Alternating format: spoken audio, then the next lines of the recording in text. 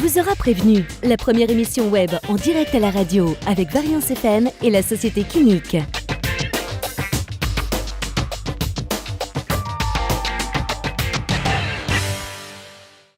Alors nous sommes en compagnie d'Ahmed Ben Nessib. Bonjour. Bonjour. Alors, vous êtes le réalisateur du film Écart, Ouais. qui est présent au marché du film de Clermont-Ferrand. L'histoire du film, en fait, c'est une femme qui va voir son reflet dans un miroir, et alors que la maison est complètement inondée. Est-ce que vous pouvez nous en dire un peu plus? Parfaitement.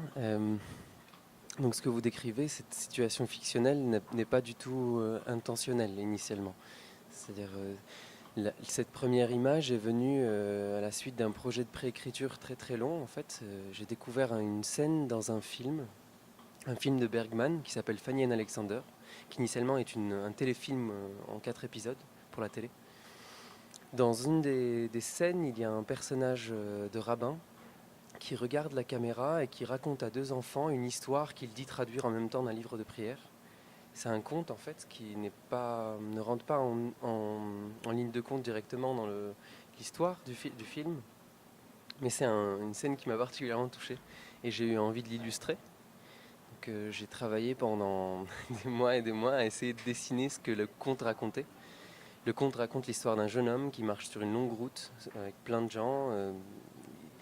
C'est une caravane en fait, ils ne savent pas vraiment où ils vont. Lui essaye de demander, il comprend pas pourquoi il est là, il est anxieux. Et il se retrouve à vivre une autre expérience, à quitter le groupe et à se retrouver seul dans une forêt magnifique, mais où il n'arrive à rien voir, rien entendre.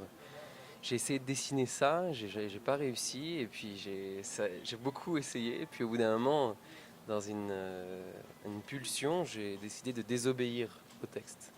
C'est-à-dire, si je ne suis pas capable de l'illustrer, si ces images ne sont pas à moi, peut-être que pour trouver quelque chose qui soit à moi, il faut que je dise exactement le contraire, mais au départ c'était dialectique, donc j'ai décidé que si l'histoire racontait l'histoire d'un homme, je raconterais l'histoire d'une femme. Si tout se passe dehors dans le conte, moi je dessinerais tout dedans. Et j'ai fait la première scène, donc ça s'est passé comme ça. J'ai pris une feuille de papier A4. J'étais chez moi dans l'urgence. J'ai pris du fusain. J'ai dessiné une fille. J'ai dessiné devant son miroir parce que la scène dans la forêt, dans ce conte, en fait, c'est un homme qui se retrouve face à lui-même, face à ses limites. Il n'entend rien, il ne voit rien, mais tout ça, c'est par rapport au fait qu'il marchait dans le soleil et dans la plaine avec les autres. Donc je suis arrivé à cette image-là, et l'histoire s'est écrite au fur et à mesure du processus, en fait. Je n'avais absolument aucun scénario en commençant, à part celui que je n'arrivais pas à dessiner. Voilà. Et justement, voilà, le fait de ne pas avoir réussi à dessiner ce scénario, est-ce que ça vous a quand même pas donné l'envie pour plus tard d'essayer voilà, d'illustrer ce film, enfin ce conte, mais plus en version filmée? Alors, vous voulez dire avec une caméra, avec Avec des une acteurs? caméra, oui, voilà. D'accord. Alors, je travaille avec ce texte aussi avec un ami, mais plus dans le théâtre. La chose de la prise de vue réelle, je n'ai jamais encore été confronté à ça. C'est de la prise de vue réelle aussi, l'animation, parce que moi, donc, je travaille avec un scanner. D'accord. Mais le scanner photographie, en fait. Donc, je travaille avec des éléments qui sont à l'intérieur. Mais l'illustrer avec des comédiens, ça aurait été encore plus compliqué pour moi. Je n'avais pas ce désir, en fait, tout simplement. Alors justement, vous venez de le dire, vous travaillez avec un scanner. Ouais. C'est des dessins faits au fusain. Ouais. Le film fait à peu près 8 minutes. Ouais.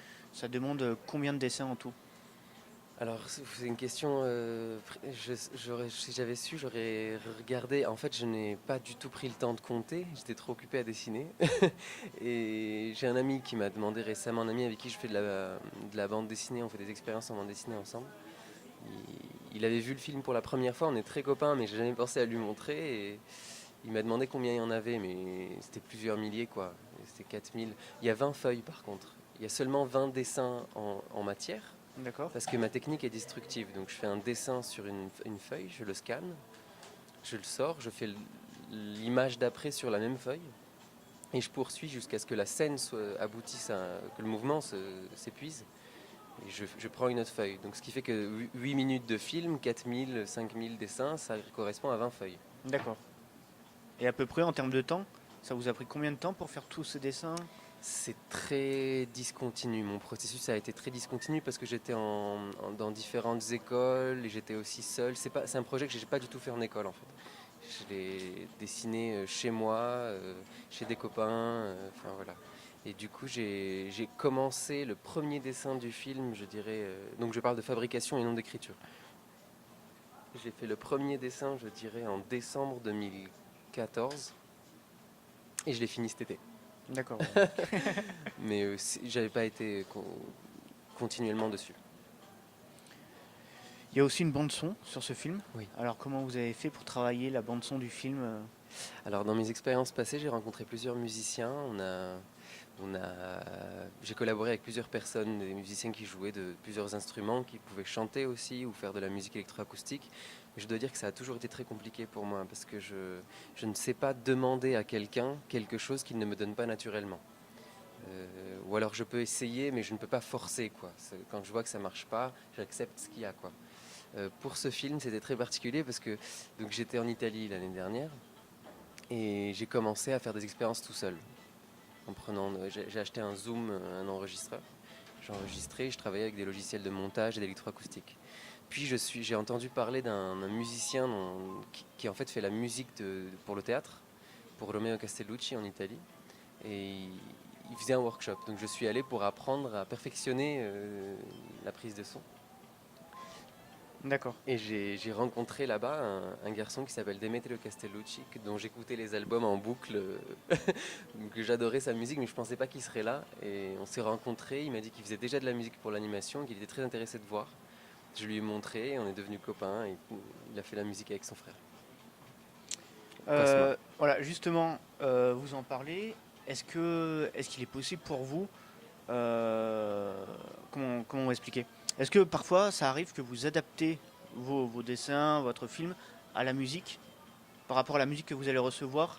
Est-ce que ça arrive que voilà, vous changez certaines scènes, vous supprimez certains éléments pour vraiment adapter? Alors, la technique que j'utilise, enfin ma façon d'écrire le film est très expérimentale dans le sens vraiment dangereux du terme. C'est-à-dire que comme je n'ai pas de scénario initial, j'écris les scènes les unes à la suite des autres par rapport aux scènes d'avant et par rapport à ce que j'écris au fur et à mesure. Verbalement, j'écris des mots aussi. Le rapport à la musique m'amène très souvent à dessiner des choses que je n'aurais pas dessinées. C'est-à-dire que surtout ma façon de travailler avec Demetrio. Avec Demetrio, malheureusement, on s'est rencontrés assez tard sur le processus, c'est comme ça. C'était à 4 mois de la fin du film. Et ce qu'on faisait, c'est qu'à chaque mois, je refaisais un montage avec toute la matière que j'avais. Les scènes pouvaient changer d'ordre. Enfin, je faisais un nouveau film, en fait, avec la durée que j'avais. Et je lui envoyais. Puis on faisait un Skype, on discutait. Et on n'a jamais parlé du film. En fait, c'était juste la première fois. Je lui dis, écoute, Démétrio, moi j'ai confiance en toi. T'inquiète pas, fais ce que tu veux. Le seul truc que je te demande, c'est t'approprier les images que tu vois et de vraiment faire ce que tu as envie par rapport à ça, d'écrire en fait. Parce que sinon, si tu te sens pas bien dedans et que c'est pas à toi, tu vas pas t'amuser et ça va pas être bien. On va l'entendre. Du coup, il s'est éclaté. Au téléphone, on parlait d'autre chose, quoi. On parlait il est passionné par les baleines.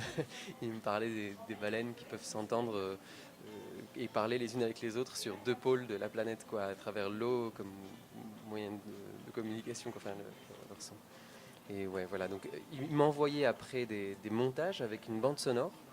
Parfois, le son pouvait dépasser la quantité d'images, donc il rajoutait du noir au début ou à la fin. Il était très généreux, vraiment. Il a fait énormément de choses, il a beaucoup travaillé. Il y a des choses qui ne sont pas restées, mais c'est lui, hein, moi j'ai jamais rien coupé. Et beaucoup des choses qu'il a proposées, pour moi c'était impensable, j'aurais jamais imaginé ce qu'il a fait. Et ça m'a beaucoup amené à dessiner des choses que j'aurais jamais imaginé autrement. Ouais. Alors justement, le film, on en parlait tout à l'heure, vous le présentez au marché du film de Clermont-Ferrand. Qu'est-ce que le festival de Clermont-Ferrand symbolise pour vous? Alors c'est un festival dont j'ai énormément entendu parler à travers plein d'amis à moi en fait. Moi, je dois vous avouer que j'adore le long métrage, mais j'y trouve pas tellement ma place. C'est-à-dire que je suis un spectateur friand de films de long métrage, mais je n'aurais jamais l'idée folle de faire ça. Euh, D'abord parce que je considère ça c'est vraiment subjectif. Je n'ai absolument aucun jugement de valeur, mais je considère l'animation comme un lieu qui est toujours plus sain quand on est seul ou avec quelqu'un de très proche sur le même papier. Mais la chaîne de fabrication, Je trouve qu'elle est très pratique pour la télé, pour le cinéma de divertissement, mais je ne sais pas si écrire vraiment dans une chaîne de montage, ce soit vraiment ce qui me convienne. Du coup, je suis très intéressé par le court-métrage. Et Clermont-Ferrand, pour moi, c'était un endroit où je pouvais découvrir aussi ce qui se fait dans le court-métrage de prise de vue réelle. Pardon. Et justement, est-ce que vous avez vu des films d'ici à Clermont-Ferrand J'ai vu sélectionnés? énormément de films, oui. Il y a 2 projections qui m'ont bouleversé. C'était prévisible. C'était la carte blanche à l'école, je crois, Lodz. Je ne sais pas si je prononce bien. C'est une école polonaise qui bénéficie de 2 séances ici. Chacune doit comporter entre, je dirais, 5 et 10 films. Je ne sais pas. Je n'ai pas compté. Dedans, il doit y avoir, je sais pas, 4-5 moments qui pour moi étaient bouleversants. Je retiens 2 films. Le premier, je me rappelle du titre, je sais que c'est une femme qui l'a réalisé, il s'appelle Œuf. C'est 2 enfants dans un appartement, c'est en noir et blanc. 2 enfants qui s'ennuient mais qui ont un tel charisme, des regards incroyables. On adore être avec eux. Et puis qui se veulent du bien, mais en même temps ils jouent quoi. C'est super beau comme film. Puis il y en a un autre, c'était dans la première des 2 sélections, c'était l'avant-dernier, dont je ne me rappelle malheureusement pas le titre, j'étudierai ça en rentrant. C'est un film qui se passe avec qui est constitué d'une suite de mouvements de caméra, de travelling avant en fait. C'est quelqu'un qui porte une caméra et qui avance dans des intérieurs, dans des maisons, dans des boîtes de nuit, dans un village polonais je crois. C'est un film qui m'a profondément bouleversé. Cette année, l'un des thèmes du festival, c'est la gastronomie. Oui. Donc, petite question culinaire. Est-ce que vous avez une recette préférée? Moi, j'adore cuisiner. J'essaye en ce moment de... Donc j'ai appris à faire... L'année dernière, j'ai vécu en Italie, j'ai appris à faire des pâtes fraîches. Et du coup, j'apprends à faire plein de sauces différentes. Une chose que j'ai découvert récemment et qui actuellement me fascine, et j'ai fait beaucoup d'expériences de cuisine par rapport à ça, c'est la rencontre de la graisse de canard, du saindoux et de la harissa. C'est un truc que je sais pas si ça s'est déjà fait quelque part, mais moi étant tunisien, la harissa c'est quelque chose que j'adore. Et le saindoux est beaucoup plus savoureux ici que l'huile d'olive que je trouve. J'ai découvert des goûts trop bons à travers ça. Pardon. Merci. Pour finir, est-ce que vous avez des projets en cours d'écriture, en cours de réalisation? Oui, je suis aussi à Clermont pour cette raison en fait. C'est que actuellement j'ai fini mon premier film que j'ai fait aussi dans le cadre de différentes écoles, enfin mais par rapport à un cursus de formation. Et je suis venu aussi pour me confronter à la réalité économique de ce métier et de voir si c'est possible pour moi de rencontrer une possibilité de vivre aussi en faisant du cinéma d'animation. Donc avant de venir, depuis septembre en fait, j'écris un nouveau projet qui s'appelle Absal pour le moment. C'est un nom antique, c'est un nom d'un conte populaire très très ancien qui vient de Syrie, d'Irak je crois, et qui a été repris d'abord par Avicenne, puis par Ibn Tufail, qui est un auteur andalou de ce qu'on appelait la secte des philosophes, c'est-à-dire les soufis en fait. Donc c'est le 2e bouquin, et celui qu'il a écrit, et c'est le 2e bouquin le plus important après le Coran pour le patrimoine arabo-musulman. Il s'appelle Hayy ibn Yarzen, ça a été traduit en français sous le titre L'éveillé ou le philosophe autodidacte. Et je suis en train d'essayer de nouveau d'illustrer, mais en fait j'ai déjà commencé à répondre en dialectique à ça, quoi. Merci en tout cas et bon festival à vous. Merci beaucoup. Nous avons donc le plaisir de recevoir maintenant David Boutin, bonjour. Bonjour. Et Nicolas Devanne, bonjour. Bonjour. Alors vous êtes venu pour le film Boomerang. Le film raconte l'histoire de Paul qui a une vie assez précaire et en plus a de gros soucis à cause de l'absence de voiture. Donc est-ce que vous pouvez nous en dire un peu plus? Oui, c'est une situation un peu de galère ordinaire, on va dire. Donc Paul, c'est un quarantenaire qui a perdu son travail. Ça l'a amené aussi entre guillemets, à perdre sa famille. Il est rentré dans une dépression, on va dire que le film commence 3-4 ans après, il est au RSA. Il essaye de trouver du boulot en intérim, du travail au black par des potes qui essayent de l'aider. Et le gros problème, c'est qu'il a peut pas payer son assurance voiture, il s'est fait gauler et il est jugé pour ça. Donc il a perdu son permis et là il doit trouver des solutions dans le film pour aller et se rendre au travail. Alors justement, Paul est incarné par Nicolas Devanne. Comment vous avez fait pour vous mettre dans le rôle de ce personnage? Ben, déjà, au niveau de l'écriture, j'étais un peu au courant parce que David a écrit le projet pour moi et donc même si enfin, on en a quand même parlé un petit peu avant, je savais la trame, je savais à peu près ce que ce personnage allait faire. Puis après, j'ai pas fait grand-chose en fin de compte, contrairement à ce qu'on fait d'habitude. Quand on prépare un rôle, justement, David ne voulait pas forcément que je prépare quoi que ce soit. Il a écrit ce rôle pour moi. Nous, on s'est rencontrés il y a 10 ans, on avait travaillé sur un truc ensemble, on s'est croisés. On s'était dit qu'on se retrouverait sur un autre projet. Voilà, il a fallu 10 ans. Et c'est pas grave, c'était très bien comme ça. Ça arrivait au bon moment. Et donc David a écrit quelque chose qui me correspondait à moi, Nicolas. Avec la personnalité que j'ai, des fois tu dis le physique que j'ai, enfin voilà, moi quoi. Et il a dit Paul Durbeck, c'est le nom du personnage, mais moi je veux Nicolas Devanne. Et dans le sens, il voulait effacer un petit peu tout ce qu'on a, c'est pas un défaut, mais les comédiens ont une certaine technique, une manière d'aborder les rôles justement, et il voulait effacer le plus possible voilà, ces automatismes, merci, et pour avoir une fraîcheur, une spontanéité, j'ai envie de dire naturelle. Voilà. Et donc c'était super à faire, c'est la première fois que je faisais ça. Je pense qu'il n'y a pas beaucoup de réalisateurs qui travaillent comme ça. C'est-à-dire que quand il a écrit le scénario, une fois que je savais l'histoire, il m'a dit tu l'as lu 2 fois? Oui. Je l'avais lu un peu plus quand même, mais je lui ai dit oui 2 fois. Et il m'a dit maintenant tu oublies tout. On tourne dans 3 mois et apprends pas forcément le texte, apprends pas le truc au cordeau.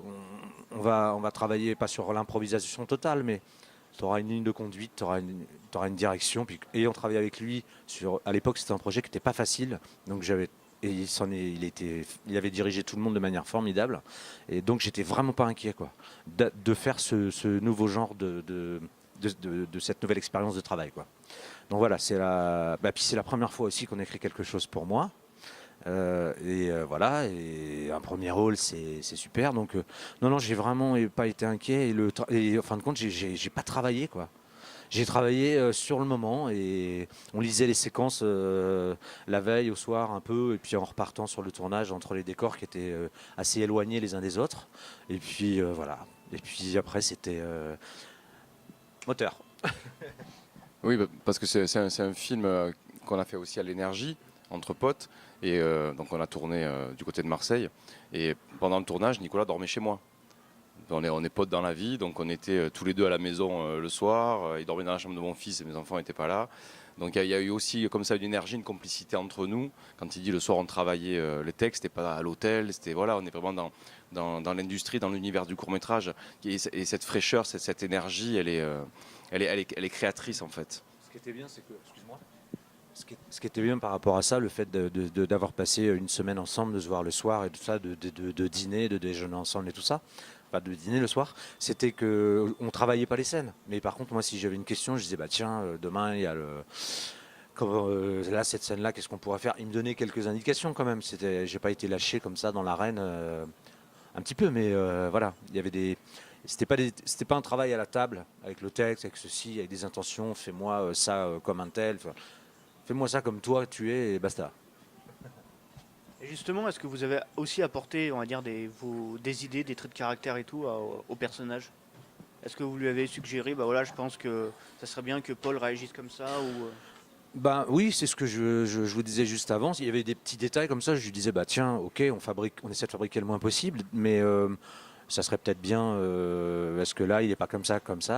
Voilà, on partageait ça, et puis après bah, sur le jeu, c'est ça qui était vraiment intéressant dans le côté de cette totale liberté bon, mis à part le tribunal où j'étais bon, la scène du tribunal elle fonctionne très bien, mais pour moi c'était la plus difficile.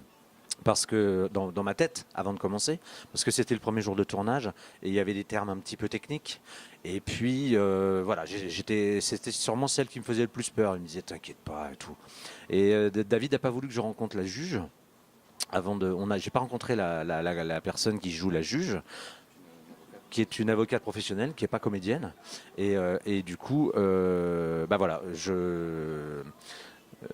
cette scène-là, elle est passée assez facilement. Et voilà, parce que quand il a dit moteur-action, on est venu me chercher, je suis rentré dans le tribunal et on a commencé. Et il m'a juste dit, elle va te poser des questions, tu lui réponds. Moi, je savais que j'étais divorcé, que j'avais une fille, et je savais ma situation. J'avais juste à répondre. Bon, après, c'était un peu tenu quand même. Je savais où j'allais. Tout ça, c'était hyper cadré. On n'a pas du tout travaillé à l'improvisation. C'est pas de l'impro en fait. C'est un travail sur le rôle qui est voilà. Alors, je sais pas si faut pas imaginer qu'on est allé comme ça. C'est beaucoup de travail en fait. C'est beaucoup de travail sur la personne, sur le personnage en fait. En fait, moi, je me suis servi, comme je dis, de la carcasse de Nico. De sa personnalité et c'est cette personnalité en fait que je voulais faire ressortir mais dans la peau de Paul Durbeck. Voilà. Donc ce qu'il a dû apprendre par cœur, Nicolas, c'est être Paul Durbeck en fait, tout en restant Nicolas Devanne. Voilà, c'était le pari. C'était un pari difficile parce que faire un film sur un comédien, c'est forcément une performance. Donc c'est vrai qu'au départ tout tient sur la personnalité, la présence et le talent de Nicolas. C'est ce qui fait la force du film aussi. Aujourd'hui, si le film il est autant aimé et autant apprécié, c'est parce qu'on rentre en empathie avec ce personnage, parce que c'est un comédien formidable dans ce rôle-là. Et on en parle souvent, Milos Forman dit « Casting is destiny ». Et c'est vrai que vous pouvez avoir le meilleur script du monde, si vous avez des acteurs mauvais, ça ne marchera pas, quoi. Et ce film-là, c'est un tout en fait. C'est un film qui a été fait, voilà, comme je dis, à l'énergie, même avec les techniciens, avec la prod. C'est un film de copains aussi. Et je parle souvent de film solaire aussi, parce que c'est un film qui a été fait donc, dans la région de Marseille, au soleil, avec une énergie positive, une énergie bienveillante. Et je trouve que tout ça ressort, quoi. Et justement, le fait d'avoir travaillé comme ça avec Nicolas, est-ce que ça rajoute aussi un aspect plus réel à l'histoire, au personnage ? Oui, on parle souvent de film social. Moi, j'aime bien cette idée de cinéma du réel, en fait. C'est une histoire vraie de personnes lambda qu'on pourrait croiser. D'où l'importance dans mon cinéma de travailler avec des comédiens, entre guillemets, pas connus. C'est-à-dire que le personnage de Paul Durbeck, il existe. J'aurais fait ça avec un comédien connu. On voit un comédien connu dans un film. Du coup, il y a une espèce de confusion. Voilà, moi, ce que j'aime bien, on m'a même déjà dit, est-ce que c'est un acteur professionnel ? Nicolas est un comédien professionnel qui a tourné dans des films, dans des séries. Et ça, c'est le meilleur compliment qu'on ait pu me faire, en fait. C'est-à-dire qu'à un moment, il y a des gens qui ne savent pas si on est dans le docu, si on est dans la réalité. On voit bien que c'est une fiction. Et donc, je trouve qu'on a réussi ce pari-là, voilà, dans ce cinéma du réel, en brouillant un peu les cartes. Et l'idée de prendre une avocate en tant que quelqu'un qui travaille dans la justice pour faire le rôle du juge, c'était ça aussi, c'est d'avoir touché cette vérité dans le phrasé, dans la façon d'aborder l'accusé. Elle rajoute beaucoup de monsieur, Sabine, quand elle joue. Parce que c'est vrai que quand on parle à un accusé, on lui parle comme ça, on lui dit vous avez conscience de ce que vous avez fait, monsieur ? Voilà, c'est très, très codé. Ça aussi, c'est quelque chose, je trouve, qui rajoute du naturel et du réel à ce film.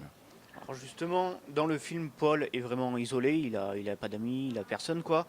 Il y a uniquement un cheval. Pourquoi le cheval Quelle est la relation entre lui et le cheval ? On peut imaginer que Paul il a eu une vie avant cette galère, donc avec une femme, des enfants, des amis. C'est quelqu'un qui a fait du cheval quand il était jeune. Moi j'ai imaginé que petit, il était dans un centre équestre, que c'est un passionné de cheval, tout simplement. Donc la relation avec le cheval, c'est une relation qui m'a servi dans mon écriture justement pour... on va spoiler, attention, il y a spoil. Pour dire qu'à la fin, donc, il part travailler à cheval. C'était juste une relation naturelle avec le cheval, il n'y a pas plus que ça. L'idée de départ, la vraie idée de départ du film, c'est l'histoire d'un type qui est tellement en galère qu'il est obligé d'aller travailler à cheval, comme on le faisait au 19e siècle. C'est-à-dire que c'est un vrai retour en arrière, quoi. C'est un échec quand même. Alors vous l'avez dit tout à l'heure, c'est un film social. Mais la fin prévoit quand même un certain espoir pour Paul. Oui, mais en fait, c'est un film sur la dignité humaine. C'est-à-dire que on vit tous des galères, ça ne nous empêche pas d'avancer et de se sentir responsable et d'assumer un petit peu ou ses erreurs ou d'assumer le fait que la vie, elle n'est pas toujours facile. Et en fait, c'est un film sur la fraternité. C'est un film qui est bienveillant, mais qui est pas. C'est pas un monde idéal. Les gens qui sont autour de Paul, ils lui tendent la main, mais d'une manière fraternelle en fait. Que ce soit le chef d'équipe lorsqu'il fait des ménages, la juge, elle est pas bienveillante, elle est juste. Je pense que c'est aussi le travail de la justice d'être juge. René qui lui fait faire du travail au black, c'est pour lui permettre de. Le patron. Oui, c'est pas son cheval. Ouais. Voilà, donc c'est vrai qu'il a. Dans ce film-là, on ne le voit pas entouré d'amis, mais c'est quelqu'un qui vit en fait. Il y a des gens qui sont là autour de lui, et je pense que c'est vraiment un message de dignité, de fraternité et de bienveillance classique, quoi. Il n'y a pas d'hyperbole en tout cas dans ça. Alors justement, le film fait à peu près 25 minutes. Il fait 20 minutes. 20 minutes. Est-ce que pour vous, ça aurait été possible de l'envisager beaucoup plus long? Oui, on y a pensé après. En fait, moi, quand j'ai écrit le film et quand je l'ai réalisé, j'avais une démarche de long métrage dans la façon de le mettre en scène, puisqu'il y a un projet de long métrage derrière. Et il y a beaucoup de personnes qui, quand ils ont vu le film, ont dit mais on a l'impression que c'est un début de long métrage. Et c'est vrai que ce personnage, il nous a touchés. Voilà, le personnage de Paul Durbex, je pense que c'est un beau personnage de cinéma, et on pourrait peut-être en faire quelque chose. Bon, c'est pas d'actualité, mais c'est en creux en fait, on y pense. Le film a été sélectionné à Clermont-Ferrand. Qu'est-ce que le festival de Clermont-Ferrand, qu'est-ce que le festival de Clermont justement, qu'est-ce qu'il représente pour vous? Beaucoup de choses en fait. Moi, je suis un ancien étudiant en cinéma, passionné de cinéma, et je me souviens, il y a 20 ans de ça, lorsque j'étais étudiant, le festival avait 20 ans, je crois, et c'était, ouais, c'est le Graal absolu, quoi. Quand on était étudiant, qu'on avait 20 ans, on voulait partir à Clermont voir des films. Bon, nous, de Marseille, c'était un peu compliqué. On allait plutôt à Cannes. Et le fait d'être là aujourd'hui, ouais, c'est une vraie fierté, en fait. D'être à Clermont, c'est presque une phrase en soi. Je suis à Clermont, quoi. Donc, ouais, je suis très fier. Et pour vous? Moi aussi, parce que déjà, même si j'ai fait effectivement de la télé, j'ai fait un petit peu de long métrage avec des rôles pas très importants, mais voilà, des films qui sont pas restés forcément très longtemps à l'affiche, et surtout des courts métrages, j'en ai fait une bonne douzaine, une quinzaine, et qui ont eu des prix aussi, mais c'est vrai que se retrouver à Clermont-Ferrand, effectivement, comme il dit, le Graal, quoi. C'est la Mecque du court-métrage ici. Même si on a eu la chance de passer par le Short Film Corner à Cannes, par le Festival international de Locarno, par des festivals importants, Nice, Aix, Saint-Paul-Trois-Châteaux, Cabrières d'Avignon, tous ces gens-là qui ont été formidables avec nous et qui nous ont programmés parce qu'ils ont aimé le film, être là, être en sélection. On parle même pas de prix ou je ne sais quoi. Déjà, vous êtes sélectionné dans les 54 films sur les je ne sais pas combien de 1800 films qu'ils reçoivent. Déjà, vous êtes content. Et puis, moi, en tant que comédien, en tant que comédien ou en tant que réalisateur, c'est une vitrine formidable. En plus, on peut en parler. On a des bonnes nouvelles parce que le film a été acheté par Canal+. Juste avant, on a su dans la même semaine que le film avait été acheté par Canal+, et qu'on était sélectionné en compétition officielle nationale à Clermont. Donc là, on s'est dit super. Et puis, c'était une belle semaine, oui. Et puis c'est aussi, moi j'ai l'impression, moi ça fait, ça fait 27 ans que je fais ce métier, et j'ai commencé par du spectacle vivant, conservatoire, du théâtre, du cirque, voilà. Et puis après j'ai voulu passer à l'image, et ça n'a pas été simple parce que c'est des familles différentes, mais voilà, j'ai réussi. Mais voilà, c'est la première fois aussi que je me retrouve comme ça à pouvoir avoir la chance, comme on le fait en ce moment, de parler du projet, qu'on nous pose des questions, c'est formidable. Puis c'est ça notre boulot aussi. Même si moi je suis pas le champion du monde de la promo, mais c'est génial d'être interviewé, que les gens décortiquent le film, ils vous sortent des choses, vous aviez même pas pensé à ça. Enfin, vous voyez ce que je veux dire, c'est notre boulot aussi. Moi là, j'ai l'impression que ça fait 3 semaines que je suis là. Je suis arrivé il y a 2 jours et c'est mon 2e festival seulement pour Boomerang parce que avant j'avais une autre activité et de tournage et aussi de quotidienne pour manger. Et moi je ferais bien ça tout le temps. Hein. Tourner et puis après me reposer un peu, puis après aller vendre le film. En fait, ce qu'on découvre, c'est la passion des spectateurs de Clermont. Donc moi, c'est mon premier festival à Clermont et je suis halluciné par cet engouement et voilà, cette passion des spectateurs. Je suis allé à l'Agnès Varda, j'ai trouvé que c'était une salle incroyable. Bon, Cocteau, n'en parlons pas, quoi. C'est 1400 personnes, c'est une très belle salle. Mais Varda, d'être dans un amphi, et les gens, ils ont leur programme ouvert, ils ont un stylo. On sent que c'est du sérieux, quoi. C'est du sérieux, mais c'est passionné, quoi. C'est pas professionnel. On est là pour le plaisir du court-métrage, du cinéma, de partager, d'échanger. Et nous, la belle histoire d'aujourd'hui, c'est que la bienveillance dont je parlais tout à l'heure, on la récupère en fait. Les gens nous croisent et nous disent ça fait du bien votre film, merci. Et du coup, on est sur une espèce de nuage par rapport à cette relation avec ce public-là, qui n'est pas un public comme les autres, j'ai l'impression. Il y a des gens qui nous ont dit mais nous on vient de super loin, chaque année à Clermont, parce que c'est une ambiance particulière. Ouais, c'est chouette, quoi. Le monde que ça génère. Un monde. On passe devant le monde que ça draine, quoi. On arrive devant les salles. Hier soir, on est passé devant Jaude 1. C'est ça, hein. C'est sur la plus grande place, là. Et 150 mètres de queue, dans les gens dans le froid et tout. Tu dis, waouh, ces gens, ils. La chaleur auvergnate, les gens sont. Ah ouais, moi je suis aussi stupéfait. Moi je suis venu à Clermont une fois, il y a 15 ans, faire un spectacle de rue avec Générique Vapeur, une compagnie de Marseille, et puis une compagnie de Paris, Éclat Immédiat, avec qui je travaillais. Et donc je connaissais que la place de Jaude parce qu'on a joué sur cette place. Et malheureusement, j'avais pas eu le temps de découvrir ni la ville, ni les gens. Et là, je trouve que les gens, ils sont super accueillants, les restaurateurs, les gens, ils sont super. Moi, hier soir, dans le bar, avant une séance, j'ai rencontré des gens du coin, un couple de jeunes retraités, j'ai envie de dire. Et tout de suite, là, s'est mis à parler. Ils n'avaient pas vu le film. Ils vont, j'espère, aller le voir, du coup, aujourd'hui ou demain. Mais on a tchatché pendant 1 heure et ils m'ont dit tiens, faut que vous alliez manger là. Vous dites que vous venez de notre part. C'est chouette et tout. Puis ils ont dit nous, ça fait 40 ans qu'on vient au festival. Non, les gens sont vraiment très chaleureux ici. Et les commerçants. Pas juste pour le côté commerce, ils ont vraiment un sourire, pas que commercial. Vous voyez ce que je veux dire? C'est vachement intéressant parce que non, puis ouais, c'est vrai, il y a une bonne humeur, il y a une belle âme, une belle ambiance, et c'est chouette, quoi. On reviendra. Ah ouais, on reviendra quand vous voudrez. Et est-ce que le film a prévu d'être projeté dans d'autres festivals?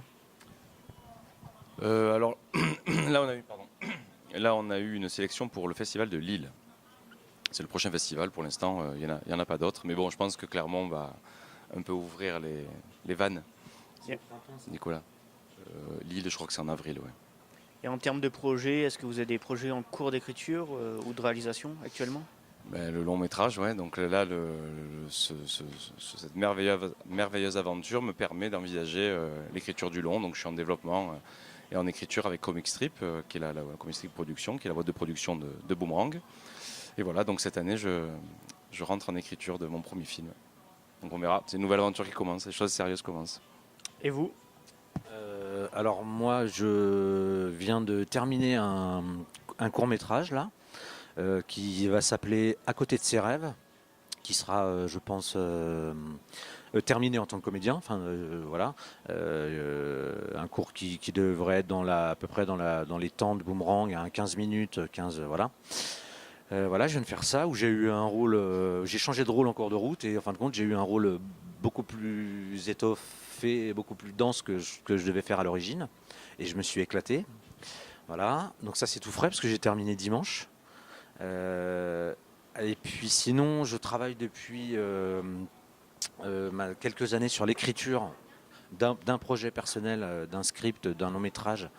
Et je travaille avec un scénariste, acteur qui s'appelle Jackie Berroyer, voilà, qui m'aide à écrire le film parce que j'avais beau avoir une idée c'est pas écrire un scénario, et une idée, une histoire, c'est pas écrire un scénario. Voilà, il me fallait un scénariste, et j'ai la chance de connaître, d'avoir rencontré Jackie sur un tournage, et on est devenus potes, et il m'aide à écrire le film, et il apporte beaucoup de choses au projet. Voilà, et c'est déjà un film avant le film. Bah, peut-être un long métrage l'année prochaine, le mien, le nôtre, voilà. Mais sinon, j'ai eu aussi, suite à l'effet boomerang, une proposition qui est bien sûr conditionnelle pour le moment, parce qu'il n'y a rien de signé, rien n'est sûr, mais pour un long métrage peut-être cet été, avec un rôle conséquent dans le film, quoi. Voilà, et bah voilà, bah, j'attends. Et puis je pense que effectivement, j'espère, par le biais de Clermont, moi j'avais un agent, mais elle est partie à la retraite il y a quelques années, et puis j'avais pas trop d'actualité importante, donc voilà, maintenant que j'en ai une, je cherche aussi un agent artistique. Et puis voilà, je pense que comme le film commence vraiment à bouger, bah, il va y avoir d'autres festivals, d'autres rencontres, et puis on va voir la semaine prochaine les gens qui nous rappellent, s'ils nous envoient un petit mail ou un petit coup de fil en disant est-ce qu'on peut se voir. Voilà. Pour finir, l'un des thèmes cette année, c'est la gastronomie. Alors, petite question culinaire, quelle est votre recette préférée? Vous voulez dire auvergnate? Recette en général. Alors là, moi j'aime beaucoup le poisson. J'aime bien les. Si un truc, on va dire un truc. Allez, la brandade de morue. Ouais, parce que c'est vrai que c'est un plat que j'aime bien. J'aime bien le poisson et tout ça. Puis on a une anecdote autour de la brandade de morue, liée à Nîmes, Marseille et tout ça. Donc voilà, moi je vais dire la brandade de morue pour pas chercher plus loin. Avec une salade. Ouais, du coup, le parmentier de brandade, c'est quelque chose que je fais plutôt bien et que j'avais fait à Nicolas quand il était venu. À chaque fois que je vais le voir là-bas, il m'offre un pot pour regarder. Voilà, parmentier de brandade de morue, avec l'accent. Oui, toi. Pareil. Ah ouais. Oui, on la mange ensemble, on partage tout maintenant, tu sais. Ouais, c'est vrai. Bah, merci en tout cas, Ouais, et merci bon à toi. festival à vous. Merci beaucoup. Merci Alan.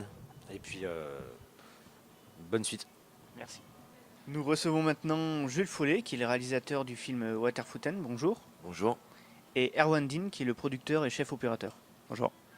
Alors, le film raconte l'histoire d'Armand Munster, qui est un patron au bord de la faillite. Est-ce que vous pouvez nous en dire un peu plus? Ouais, donc c'est l'histoire de Armand Munster dans son usine. Tout le film se passe juste dans le bureau au cœur de l'usine. On sort jamais de ce bureau.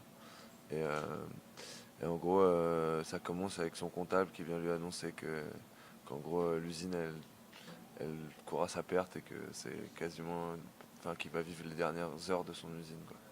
Et du coup, il y a une espèce de progression dans le cauchemar sur une journée où on suit Armand Munster dépassé et complètement stressé.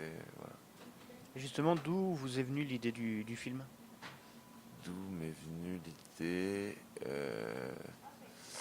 je voulais faire un film dans une usine parce que on avait eu cette envie-là de faire un film qui se passait dans une usine parce qu'on avait vu Erwan m'avait montré des photos pendant les repérages d'une usine et ça nous intéressait de faire un projet dans une usine. Et puis après j'ai écrit un premier jet comme ça de scénario pour l'envoyer à Erwan et à ce moment-là j'étais un peu stressé moi-même et du coup ça a donné un peu un truc sur ce ton-là, quoi. Voilà.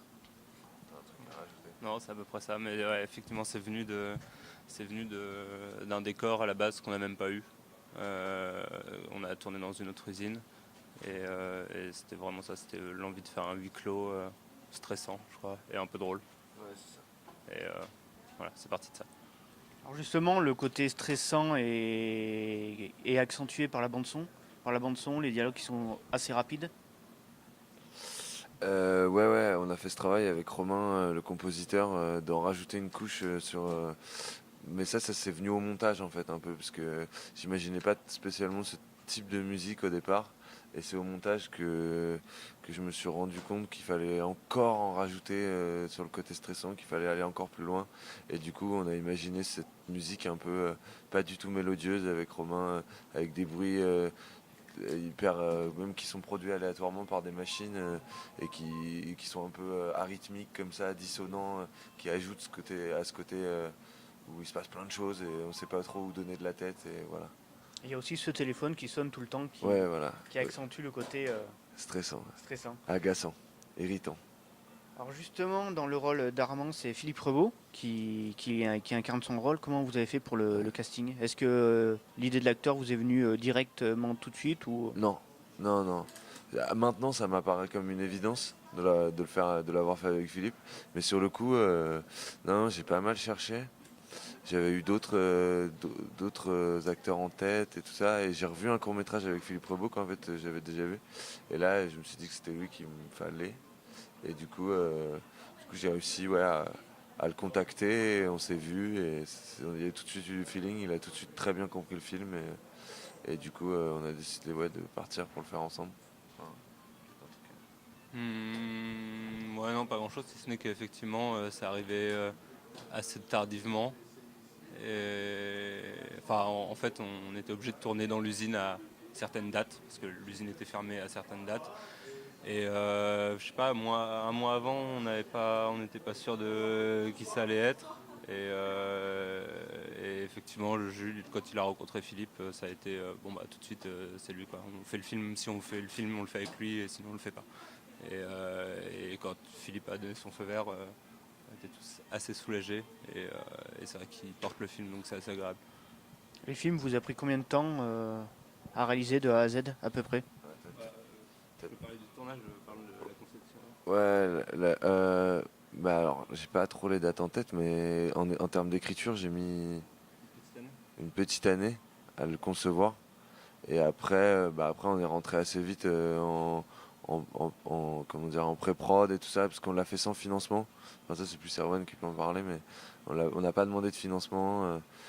Enfin, c'est Erwan et Marie, du coup, les producteurs, enfin, avec leur boîte, qui ont autoproduit le film. Du coup, ça a pu aller très vite. Une fois que j'avais la version définitive de scénario, on a tourné assez rapidement, mais du coup, en tout, 1 an et demi, quoi. Ouais, c'est ça.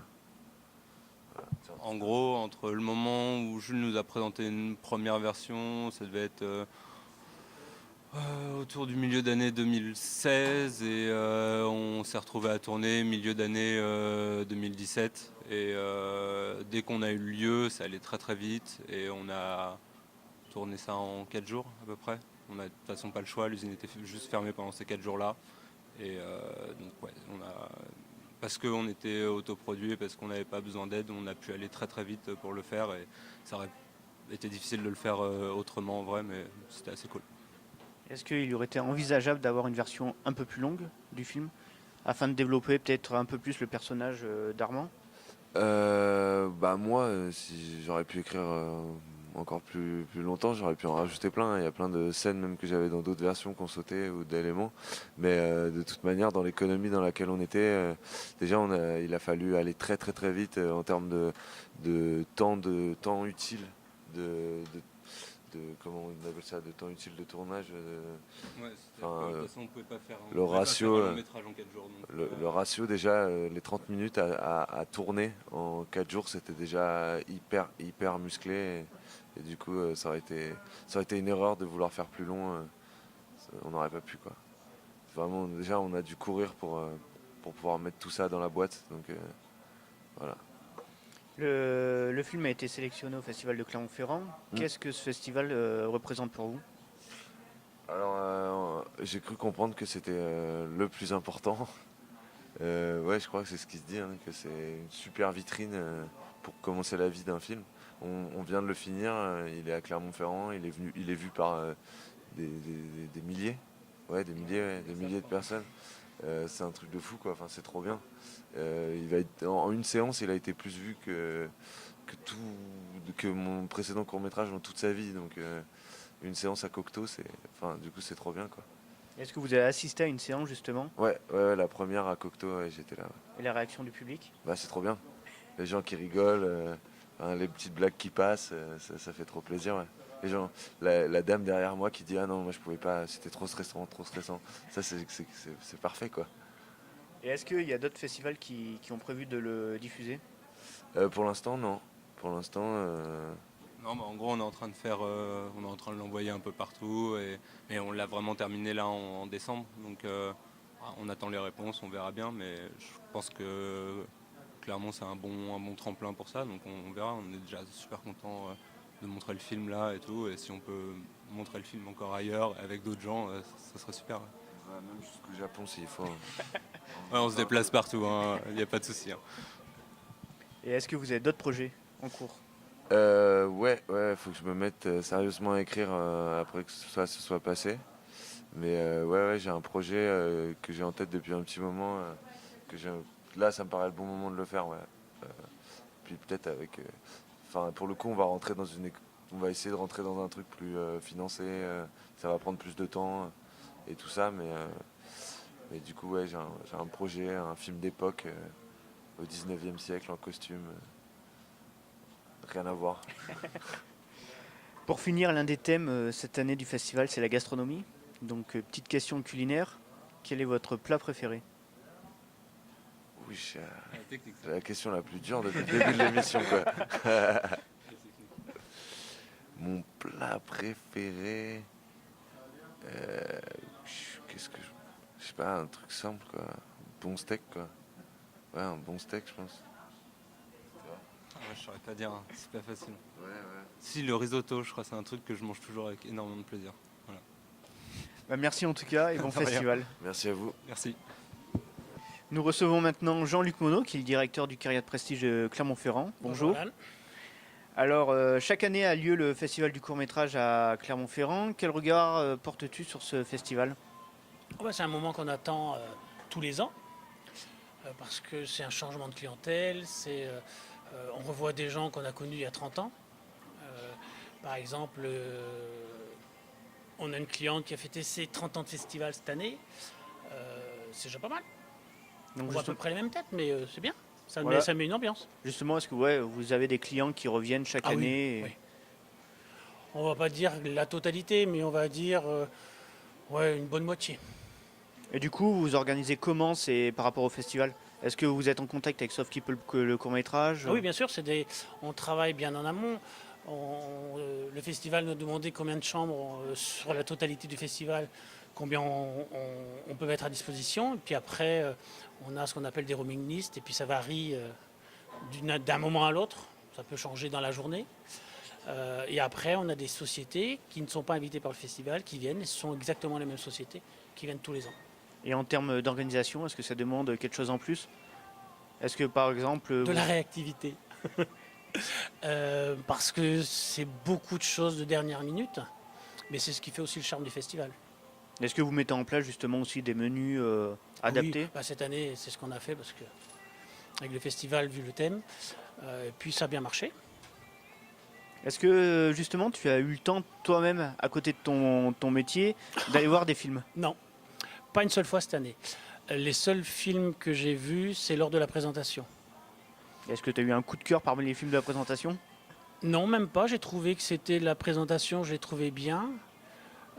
Ça donnait le rythme du festival. Et rien qu'en voyant les premières bandes annonces, on savait que le festival serait un bon cru.